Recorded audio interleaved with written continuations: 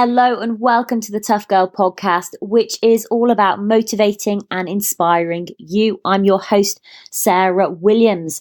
This week, it is the Eating Disorders Awareness Week, which runs from the 26th of February to the 4th of March. With that in mind, we've been speaking to an incredible woman called Hope Virgo. Hope is a mental health campaigner, author and an ambassador for the Sure Mind Foundation. Hope suffered with anorexia for over 4 years before being admitted to a mental health hospital in 2007. She lived in that hospital for a year, fighting one of the hardest battles of her life. Since being discharged, she has fought to stay well.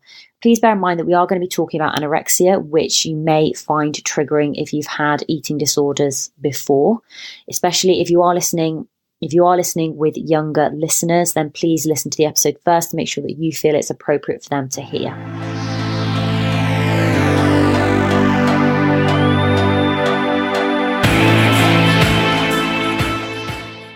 So Hope, how would you introduce yourself? I'd say I was an author and a mental health campaigner. Take us back to your childhood. Were you outdoorsy as a child? What was life like for you growing up? Life was good. So I was always very outdoorsy. I was lucky because I grew up in Bristol, so there's so much green stuff everywhere. So I spent a lot of time outside, kind of just walking around. I often went to some woods near where I lived, and like built dens, went running a lot out there, kind of waded through rivers, all of that sort of stuff. And I think actually that's one thing that I struggle with in London is the lack of green space, and ability to just get outside whenever you want to. Oh God, definitely. So you are a runner. When did you start running? When I was about 12 years old, probably. So I did cross country at school, got really into it. Have always done kind of various bits of sports, so netball, hockey, but the running was kind of my thing that I got quite good at. So yeah, I've been doing it ever since I was about 12, and now I'm 27, so quite a long stint of it actually. I mean, I suppose the crux of the matter is that, you know, you've written this book, Stand Tall Little Girl, Facing Up to Anorexia. So I suppose it's so difficult to, or I find it really difficult to talk about, but I'd love to know more about your story, or, you know, when did it begin for you? What happened? So I developed anorexia when I was about 12, 13 years old. So around that time, I was sexually abused by a family friend and had quite a messy family life anyway. I found kind of family arguments really difficult to deal with. I didn't really like showing any sort of emotion. And it was all of that sort of stuff, I think, that made life quite difficult for me. And when I was 12, 13, I kind of started to skip meals. I started to exercise a lot more and got really obsessed with all of it. And it was that kind of lack of food and the obsessional exercise that made me feel really good about life again. And it was a good distraction for me. It was nice having something else to focus on that wasn't kind of serious emotional family issues. So yeah, that developed for the next 4 years. I hid it from everyone around me, so no one knew what was going on. I got very good at kind of hiding food when I needed to, leaving the house at meal times, all of that sort of stuff. And because I'd been quite sporty anyway and did a lot of running, no one really questioned kind of that side of it. So they kept letting me go to the gym, letting me go on long runs, carried on doing all of my sport and things, which when you've got an eating disorder, obviously, like, it's just another way to burn more calories and to kind of make yourself feel better about stuff. And then the crux of it is, I guess, when I was 17, my heart nearly stopped. And I got admitted to a mental health hospital where I then lived for the next year trying to recover, learning how to eat again, learning how to exercise and things like that. And I guess learning how to talk actually about how you're feeling instead of pretending like life's fine and using food as a distraction. I mean, mental health is just something I think so many people struggle to talk about it. And it's just so inspiring that you've learned how to talk about it. I mean, what was that time like? So I found it really difficult. And actually, before I wrote my book, no one really knew a lot about my past. People knew that I'd had an eating disorder, but no one really knew the depth of it and how unwell I'd actually been with it. And since writing it, it's been quite scary at times. I think when I first did it, I thought I'd lose my job. People would think I was really weird. So there's all that stigma that comes with it that actually it makes it really scary actually to open up about it.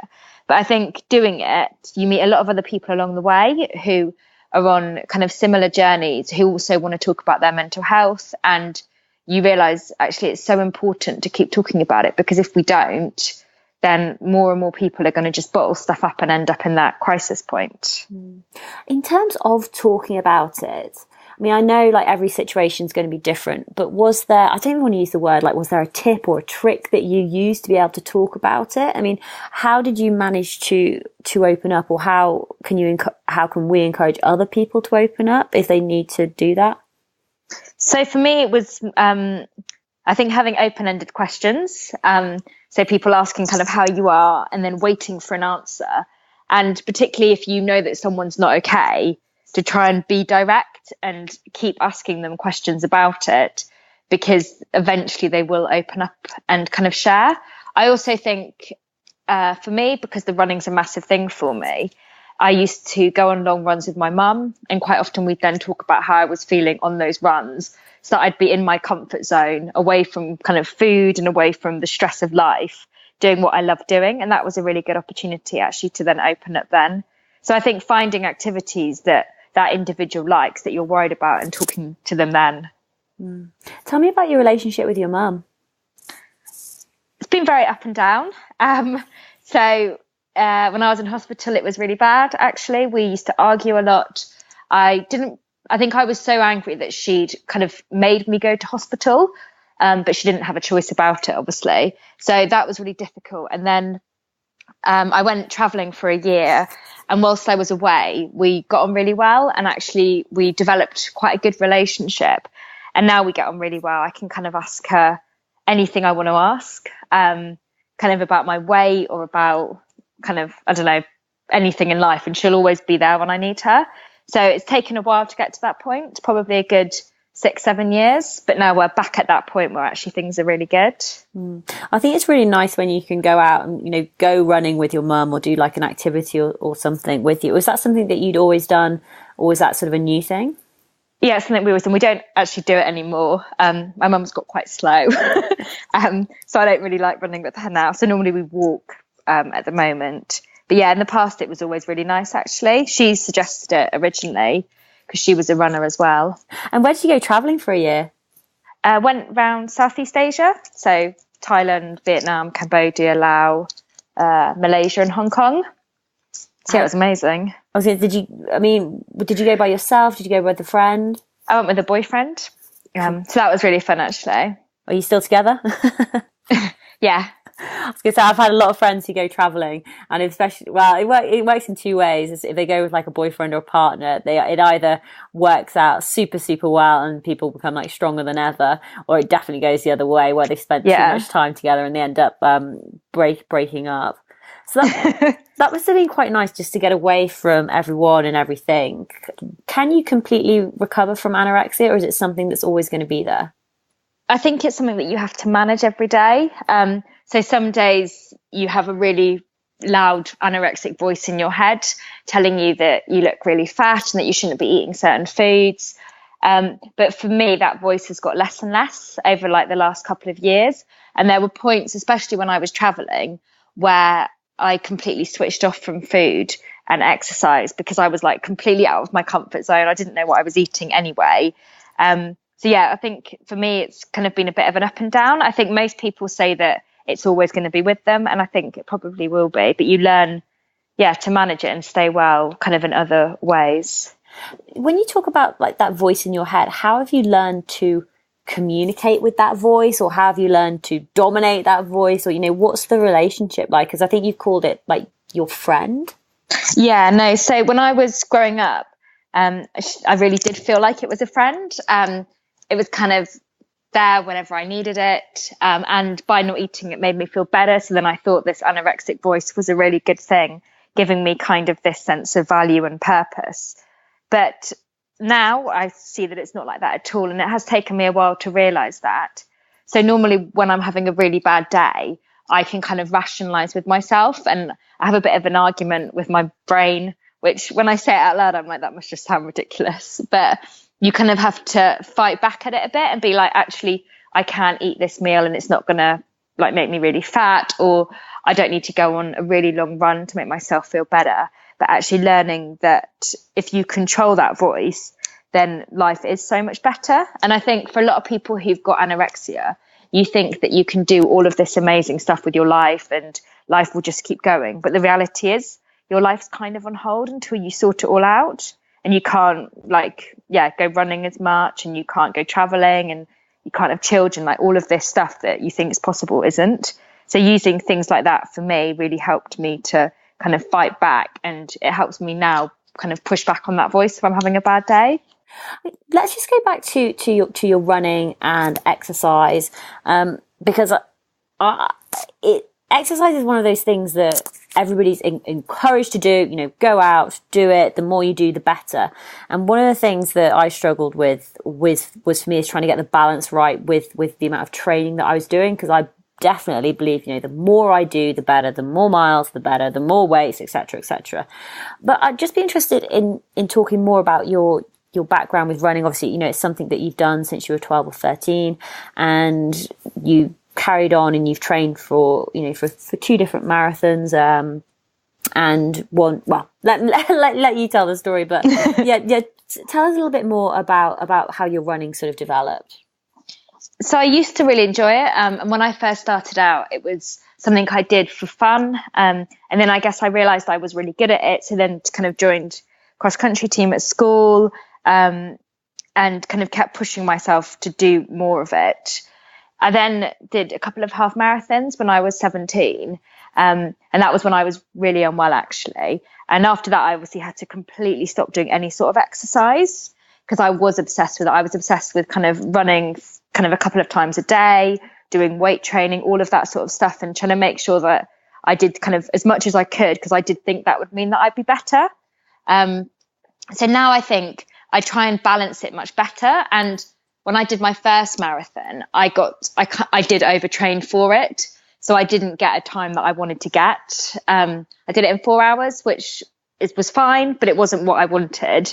And doing my second marathon, I realized actually the importance of having like a training plan, not training kind of every day, like all the time, and eating really well. And actually I did my second one in 3 hours 26. And I was really pleased with that, because it showed that you, like, by eating and exercising in a healthy way. I also like make an effort now to vary up my workouts a lot more, and actually realizing that if I don't have those rest days, then my body's not going to recover. So it's kind of, I guess, teaching myself that I can do all of that sort of stuff, and like making sure, obviously, like I fuel myself after it. But it has been hard at times. I think especially like recently, I've got really into weight training, and like trying to not get obsessed with like lifting a certain amount and squatting a certain amount and all of that stuff can be tricky, especially when like all over Instagram and like every social media, people are talking about how much they can lift, how much they can run, all of that stuff. It's so challenging at the moment, because it's definitely, or it sort of feels that way, that it's just all about like comparison, and it should never, obviously be about comparison, but women especially seem to want to judge themselves, whether it's, the time they've run, what they're lifting, how far they've run, what they've done. And it can be a very sort of slippery slope. I mean, one thing I'd be interested in is just going back before you were training for your second marathon, the one in Brighton. How did you manage to get the balance right? Were you working with a coach? Was it something that you were even more extra vigilant on? What was happening there? So at that point, a lot of people were really against me doing the marathon, because they thought I would relapse again and that I'd get really obsessed with getting a set time. And because of that, I was quite stubborn and wanted to prove everyone wrong. And so what I did was I downloaded like a training plan and just stuck to it quite rigidly. And in the training plan, I always had a day off. And people reminded me that if you don't give petrol to a car, the car's not going to work. So it's about kind of fueling your body as well, so that your body can keep going and all of that. And I think with the Brighton Marathon, I got so obsessed probably with sticking exactly to the training plan that in that sense, it really worked for me. there's been other times I did the Richmond half marathon in 2016. No, 2015. 26, yeah, it was 2016. And for that one, I did get really obsessed with it. And I ran kind of every single day, did like extra spinning sessions, all of that. And by the time I got to the half marathon, I did get a really good time in it. But I was like just so tired and just hating running again that I realized that actually I don't want to do that again. And because I like running and I need to have that enjoyment factor with it as well, if that makes sense. Yeah, no, absolutely. And it's even a balance with it, of how, when you do have a training plan and you want to follow your training plan, but sometimes there does need to be a balance within the training plan. Yeah. When you are running, what are you thinking about? What's going through your head? Normally I think planning my day, and then reflecting on kind of the last week. I get quite a lot of, because obviously I do a lot of mental health talks and I do a lot of workshops in schools and hospitals. I quite often get ideas for those when I'm out and about running. So yeah, I think that as well. And also I get quite a lot of ideas for like new blogs, and if I want to like do some more writing stuff, things like that as well. But yeah, nothing set really. People always ask me that and I'm never really 100% sure. The time just kind of goes when you're running, and sometimes I think I completely zone out as well, which is really nice. I can never imagine you quitting. I know that sounds really weird, but do you give like 110% with everything you do? Yeah, I'm very driven like that, which I don't know if it's a good or a bad thing. It comes back to our favorite word is the balance thing. I suppose it's just like, do you ever have those internal battles where you're thinking, I can't go any faster. I just can't keep going. Do you know what? I'm just so tired. I want to stop when I'm running. Or do you never get those sort of like those negative thoughts in your head when it comes to running? So actually, interestingly, on Sunday, I ran from Hampton Court to Wimbledon. And it was like 11 miles. And part of it, you have to run through Richmond Park and then Wimbledon Common. And was really muddy. And halfway through the run, I was just hating it. And it got to like mile 9 and I just wanted to give up. But I think I didn't give up, and I wouldn't ever give up on a run actually, because I think I'd feel worse for giving up, and then I'd probably feel like a bit of a failure and then want to go out again or something. So yeah, I think it just keeps me pushing on. Where do you think that drive comes from? Probably partly having had an eating disorder, if I'm honest. I think that gave me kind of a bit of a competitive edge and made me quite a driven person. I was always striving for perfectionism and kind of wanted to keep going with everything actually. And even when I was really unwell, I managed to kind of push myself to keep kind of working at school all the time, doing all this sport, all this running, everything. So I think that's probably what it is. And I don't want to do something half-heartedly and then kind of regret that, particularly when it comes to things like exercise, because I don't see the point of going for a run if I'm going to give up halfway around. Which is probably really silly because loads of people probably do that and still have a really good run. But yeah, I think I'm just quite a driven individual. Yeah. So you said that you do a lot of work with regards to mental health and you go into schools. How did you get involved in that? So when my book came out, I got a couple of schools approached me to talk to them. And it's just kind of gone from there, really. I think, especially over the last year, people are talking a lot more about mental health and eating disorders. There's a lot of kind of misconceptions around them, and people don't always understand what it's like to have an eating disorder and what they can do to support their kind of pupils with that, or their friends or family. So there's been, I guess quite an interest just in that actually. And people are always really interested in the exercise side of things, because I use exercise now to manage my recovery and help me stay well. But then obviously for people with eating disorders, quite a lot of the time, the exercise can be quite a dangerous aspect. Mm. When you are going into schools, what sort of areas are you focusing on? What are you talking about? So mainly body image, and then trying to get them to talk about their mental health as well. So I've done quite a few bits of work with boys' schools, and with them it's mainly just getting them to actually acknowledge that mental health is a thing and that it's not a really weird thing to talk about, and that by talking about it, it could save someone's life. So educating them in that way as well. Yeah, definitely. I mean, there is, I don't know. It's just maybe it's because I feel as though on the podcast that we've been talking about mental health a lot more, maybe in relation to, when you come back from a challenge and you're dealing with like the adventure blues, but also in relation to, when you don't succeed and you're having to deal with failure. And I think from the adventure point of view, we talk about like the mental mindset and being driven and ambitious and being focused and having the positive mental attitude. And so it's almost like it's okay to talk about that aspect of the mental side of things, but there's still that stigma on like almost like the negative side of things when people are struggling. Like, how do you get people to communicate stuff when people can't see it? It's not like a broken leg or a broken arm or something when someone can see, they're physically hurt, but mentally when they are hurting. I mean, what sort of advice and tips do you have for other women who may be struggling? I think talk about it with people that you can talk about. Give yourself some kind of routine. So if I don't have my routine, then I definitely struggle more. Making sure that you get up and get dressed every day. And also I think for me, I quite like having a goal to work towards. So setting yourself a challenge, and then you've got that thing in mind that you can actually, you work towards that, and it gives you more purpose. And then you've got that achievement side after it as well.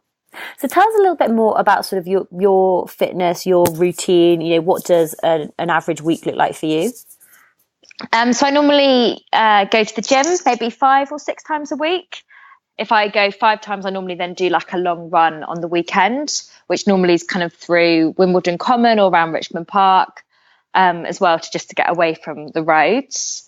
I do a lot of gym work now, after having a personal trainer for a bit of time, which I guess the weightlifting side of things I find quite interesting, and all that nutritional stuff that comes with that. So I fit that in normally in the mornings, and then spend the rest of my day either going into schools or hospitals, or businesses to talk about mental health, do a lot of awareness raising there, and work with HR departments to kind of get them to think about how they can support their employees a bit better. And then at the moment, we're designing a personal training plan so that people can, so personal trainers feel equipped to work with people who've got mental health problems. And actually, I think that is a really important factor. And going back actually to what you've just referred to about kind of the adventure side of things, actually, even things like marathons and when people go on like epic bike rides and stuff, when you come back from those, you always have a bit of a downtime. So kind of, looking at that side of things with personal trainers and making sure they can support people wherever they are in their kind of mental health journey in relation to exercise as well. Yeah, I mean, did you struggle with that after you finished your marathon? Was that like quite a sort of a touch and go time for you? Yeah, because I think you're training so hard and you're kind of able to eat whatever you want to eat, and then you finish it and I didn't really know what I should be eating. And also I struggled with not being able to get up kind of 3 days later and go for a really long run. And also you filled so much of your time, like Saturday mornings used to be like my epic run days. And then like you don't have to do that anymore. And you could carry on doing it, but you probably shouldn't because it's bad for your body. So yeah, I think it is a challenge. And I think what my way of coping with it was to kind of, get more into the weight side of things, but also to look at kind of other challenges that I could do. So I did Tough Mudder. And then I also did a massive bike ride across Taiwan. So it was like having things like that to focus on kind of helped me keep going and help me stay motivated as well. Absolutely. Tell us more about your bike ride across Taiwan. It was amazing. It was really fun. It was very hard. It was, kind of about 80 kilometers a day, and it was very hot, but really fun. And I really enjoyed it because it was, for me, being abroad, the food can always be a bit of an issue. So being able to cycle and do that sort of thing was great, actually, because it meant that I could kind of be outside exercising every day and not really inside, kind of stuck doing nothing. And then you could kind of eat what you wanted to eat. And it definitely helped me relax. I also think when you go and do challenges like that, I find it really hard to switch off, but then you have to switch off from kind of social media and everything like that because you can't do it when you're on a bike. So that was really good. And actually, I'm now looking at getting a bike to have back in London to try and do some more bike rides with. but it's actually quite hard to get a bike. I was going to say they're expensive. Yeah, I know. But let's just go back to Taiwan. So just set the scene for us. How did it come about? What was the total distance? Was it with a group? Was it solo? Was it with your boyfriend? What was the background to this cycle across Taiwan? So it was quite random. So originally I wanted to go to Myanmar, but then couldn't go because of all the issues over there. So I looked at Taiwan and mapped out a route where you can cycle down the whole of the East Coast.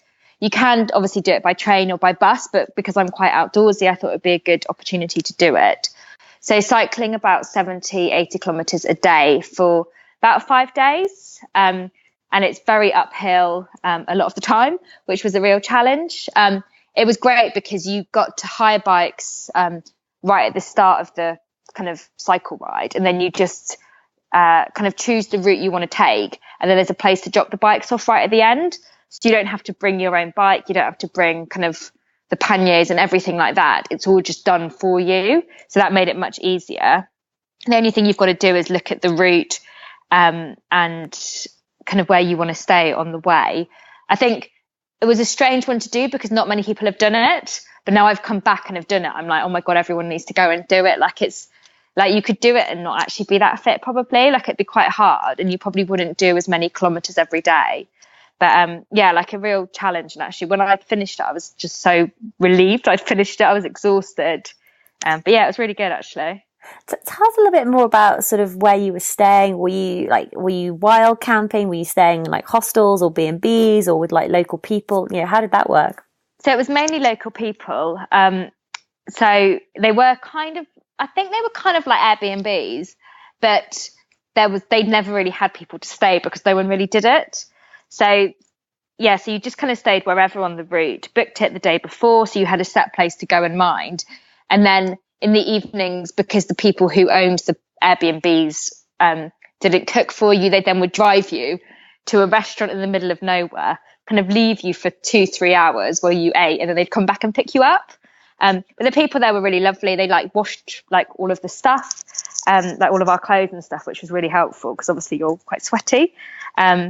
But no, like, yeah, I think one of my favorite days was there was like a 4-mile uphill, which was the hardest thing I've ever done. I cried on the way up, like had to stop, then got back on the bike. And it was like this physical and mental battle constantly up this hill. And then you get to the top and there's just amazing scenery. And then there's like this incredible downhill that you can just enjoy as you come down onto like the coastline, and then there's a beach and like you can sit and have your lunch. The only, I guess, kind of strange thing about it is where you're cycling, there's like nothing. So like you can cycle for like hours and hours and not stumble across like any sort of cafes, like anywhere to get any food, which wasn't really what I imagined, if I'm honest. I thought like everywhere you went, there'd be somewhere to stop and have a coffee and then keep going and then have another coffee and that sort of thing. What was the most challenging aspect of that trip? Was it like the cycling and the hills and stuff, or was it other stuff? The hills, definitely.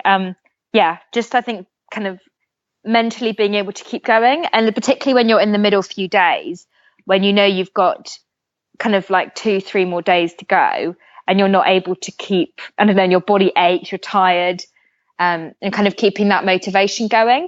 And actually by kind of the third day, when you get up and like your bum is sore, your legs are sore, like the last thing you want to do is sit on a bike, but actually knowing that you kind of have to, in a way, to kind of keep going and get to where you want to get to.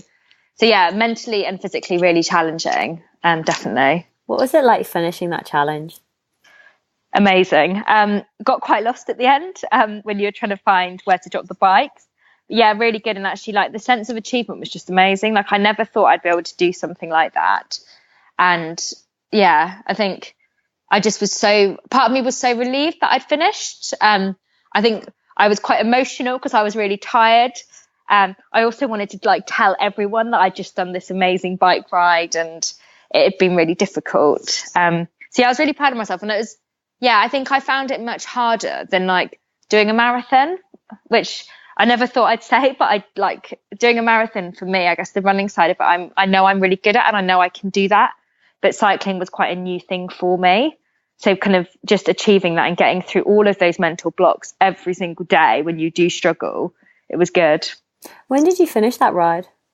In November. End of November. Oh, fantastic. I was going to say, I mean, just looking back now, so, a couple of months have gone by since you completed it. What sort of stuck with you? What have you remembered? What have you learned from that experience? That I can do anything that I put my mind to. And actually you can do stuff like that and really enjoy it as well. And I think it's made me feel more confident actually to just go out there and like try new things and kind of go maybe do some proper like more hiking and all of that sort of stuff as well, actually, in like a country that you don't speak any of the language. So what's going to be the goal for 2018? Have you got many plans? Not yet. I'm looking at going to Oman to go hiking there. But yeah, apart from that, I'm not really sure. I quite want to do the 3 Peaks. I've never done that. So looking at going there with a group of friends. So that'd be fun. But yeah, I'm not sure really. I need to like map out my year and think about what I want to do. And then if I get a bike, I might try and do some epic bike rides in England. Well, sounds pretty cool. It could be Le Jog or something like that. Yeah. So you are actually an ambassador for the Short Mind Foundation. Do you want to tell us a little bit more about your role there and what the foundation does? So Short Mind Foundations support people who've got mental health problems. So their focus at the moment is a lot on suicide prevention. They do a lot of work in schools. So recently they got a petition to Parliament. So it was debated in Parliament to get mental health education compulsory. So something that's really, really important. They do a lot of awareness raising, so fighting all of that stigma. And then a huge part of what they do is they've got a publishing company that publish all mental health books and kind of self-help mental health books. They published my book, and 10% of the publishing profits go to the Short Mind Foundation. So they use all of that money to kind of, I guess, progress their work further. Oh, that's awesome. How long have you been an ambassador for them for? About a year. So the work they do is really good, actually. And I think, yeah, it's obviously really important to keep kind of young people talking about mental health and I guess get people talking about it at an early age so it's more normal when you get older.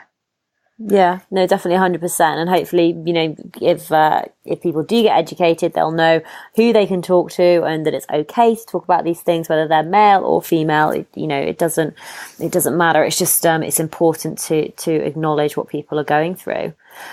So Hope, have you got any other words of advice or anything else that you'd want to talk about or share? I guess with the whole mental health thing, mainly just like if you're struggling, try and talk about it. And particularly with things like eating disorders, because quite often people look completely fine, but they might be struggling massively with having an eating disorder, and they might be really struggling with food. And if you think that one of your friends is, like, try and have that conversation with them and be direct about it, because the amount of people who are struggling and suffering at the moment, I guess it's actually like it is really difficult, and a lot of those people don't feel able to reach out for help.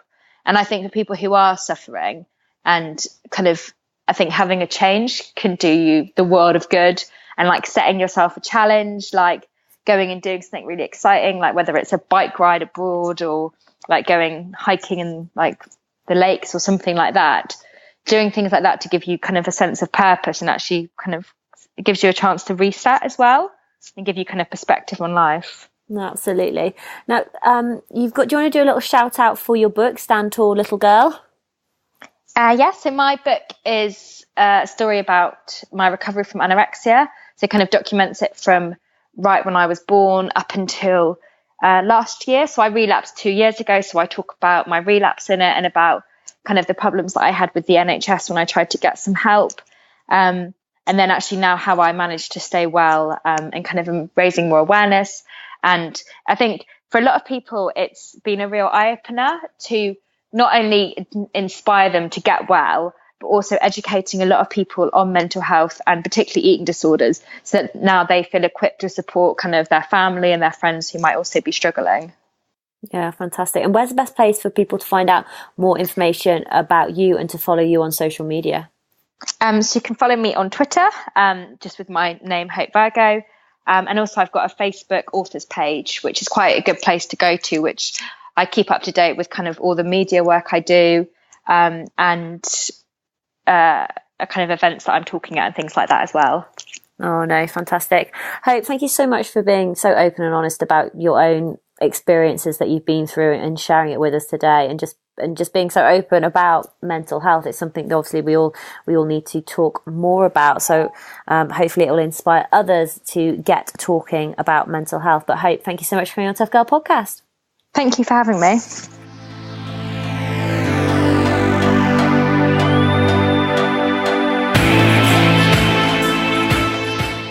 Hey tribe, how you doing? I just want to share with you a little bit more information about beating eating disorders. So there is a website with lots of information that you can go and check it out. So the website is beateatingdisorders.org.uk.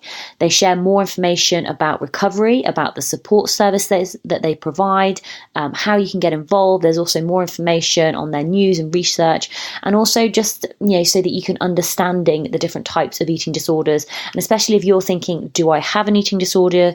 Do I need to get help and treatment? What the steps are with regards to early intervention, going to the doctor, how to tell somebody you have an eating disorder, especially if you're worried about a friend or a family member, or you want to support somebody who is going through this. So there's a ton of information on there. So please do go check it out, beateatingdisorders.org.uk. I'll make sure I put all of these links in the show notes to make it easy for you to go and find the information that you're looking for. Just wanted to share a couple of other things with you as well. So I should have made, I'm so bad, but I should have actually mentioned this a couple of weeks ago. So I actually entered a film into the Women in Adventure Film Competition 2018, which is pretty awesome. So this is being run by the BMC, the British Mountaineering Club. It's a competition which was set up by Women's Climb and the Sheffield Adventure Film Festival to try and get more women in front of and behind the camera. The deadline is now passed, but basically there's been a record amount of entries, over 30 entries into the Women Adventure Film Competition. What I've done is I worked with Flynn, who, if you've watched any of my YouTube videos from my through hike of the Appalachian Trail, Flynn did all my editing for me. So Flynn has edited together a really awesome movie. We've basically taken the footage from 100 days, which I dread to think how many hours that is, and compiled it into this sort of very short 6-minute film. I do like background talking a little bit more about my emotions, what I was going through, etc. I'm really impressed. I really like it. I do make a bit of a mistake at the beginning, which if you watch, you'll be able to hear. You can hear that I've made a mistake, but I don't think it's that noticeable unless you're really listening out for it.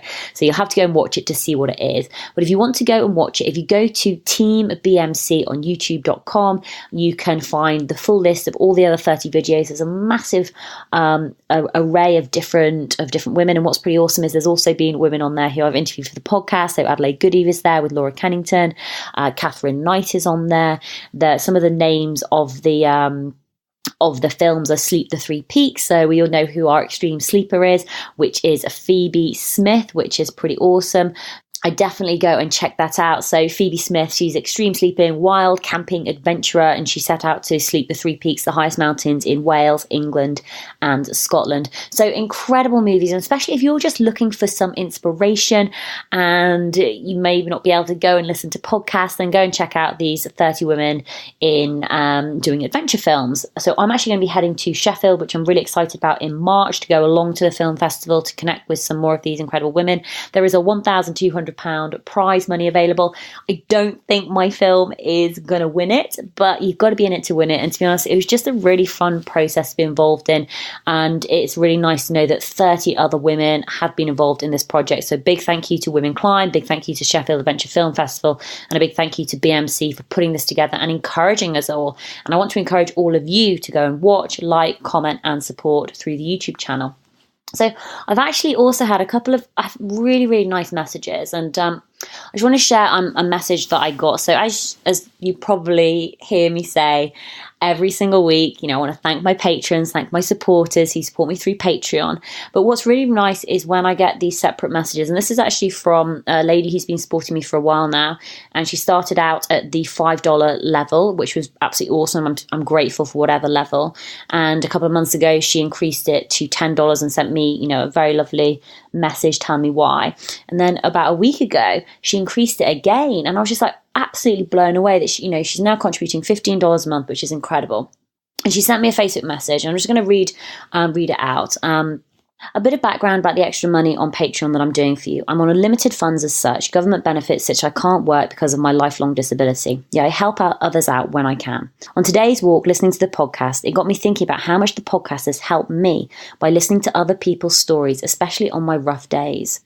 I was chatting to a lady at the bike shop. I was telling her about the first person to ride a bike to the South Pole, since that was the podcast I was listening to in the shop.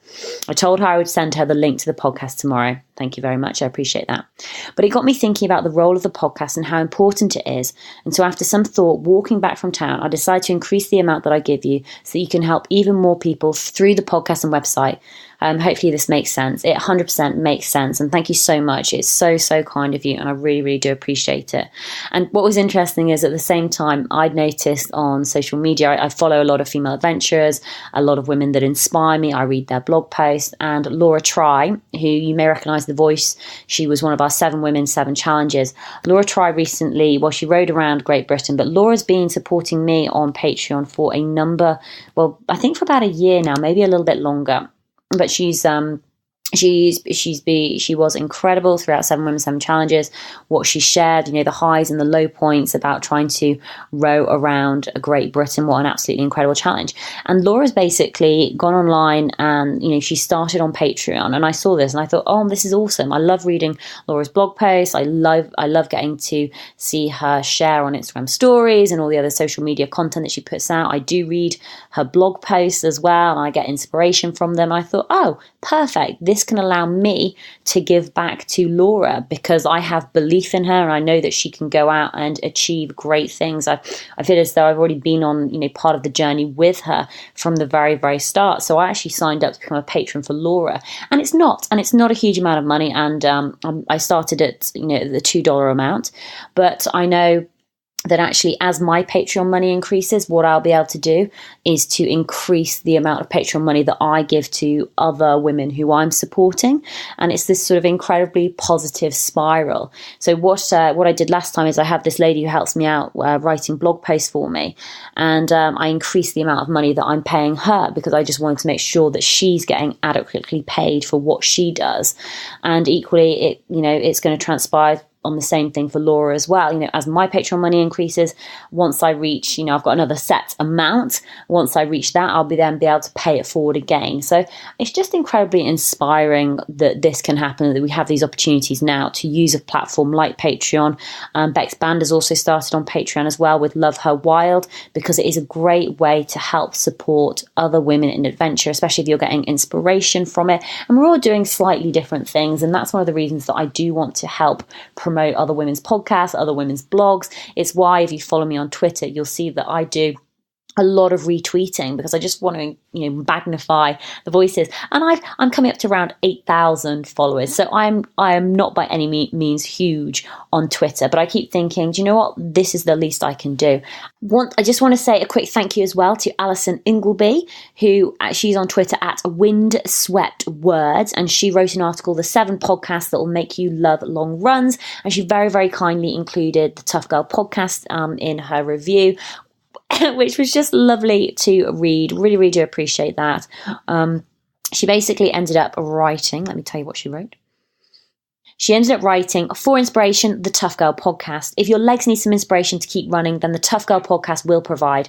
Host Sarah Williams interviews women who are pushing the boundaries in their outdoor adventure challenges. From epic adventurers to Olympic athletes, this show will make you realise how many endurance challenges there are in the world and what it takes to complete them. Be warned, if you listen to too many episodes, then you may find yourself dreaming up your own challenge to escape the regularity of day-to-day life. Thank you so much for that review. I really do appreciate it. Super kind of you. So make sure you go check out that website, go and check out that blog post. That's at windsweptwriting.com, written by Alison Ingleby. So thank you, Alison. That's really, really kind of you. But a big thank you to everyone who is sponsoring, who is supporting, who is buying the merchandise, who is subscribing to my email newsletter, who is retweeting me, who is liking posts on Instagram, who is just supporting in the way that you can, because it makes such a big difference. My goal for this year is, as many of you will probably know, is I want to reach 500,000 downloads. It was the goal for last year, which I didn't hit, but it hasn't stopped me from going after this year. We're currently coming up to around 480,000 downloads, which is incredible, because when I started this podcast, I did have big dreams, but when you start really thinking about those numbers, it is just so inspiring. So I've got a bottle of champagne next to my bed, which is basically I can only open once I hit 500,000 downloads. So please do tell your friends, tell your family, show people how to listen to podcasts, download a few more, listen to a few more, write a review. It makes a huge difference, because I cannot wait to open this bottle of champagne and to a toast to all of you, the listeners and supporters of the Tough Girl podcast. You make this what it is. I've said it before, I'll say it again. I could not do this without your help. It makes such a massive difference, knowing that you are there, knowing that you are listening, knowing that you are appreciating it. I do have good days, I do have bad days, I have high points, I have low points, and sometimes I do think, what am I doing with my life? Am I doing the right thing? And receiving emails and receiving sponsorship just makes me know that I am heading in the right direction. So thank you so much. Please do go check out toughgirlchallenges.com for more information. You can sign up to become a patron at patreon.com/toughgirlpodcast. Have an awesome day wherever you are, whatever you are doing. Give it your all. Sign up for that race. Go and do something new. Oh, P.S. Go and check out my Instagram stories, because I've had my helix pierced, which is pretty fun. That's the most adventurous thing that I've done recently. All right, take care. Lots of love, and I'll speak to you soon. Bye.